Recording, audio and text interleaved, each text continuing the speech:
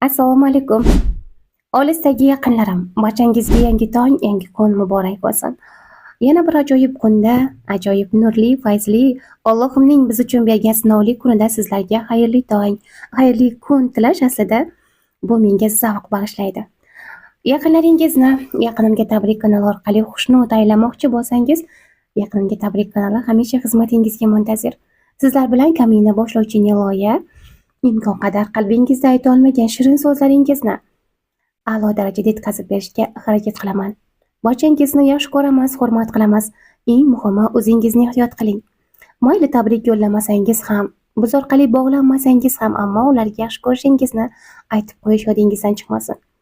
Havo sovuq, yomg'irli kunda o'zingizni ehtiyot qiling, chunki shamollab qolishingiz hech gap emas.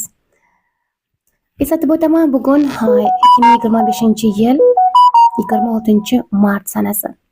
Bugungi kunda tavallud topgan barcha yurtdoshlarimizni ayyomi bilan muborakbod etamiz. Biz sizlarni yaxshi ko'ramiz.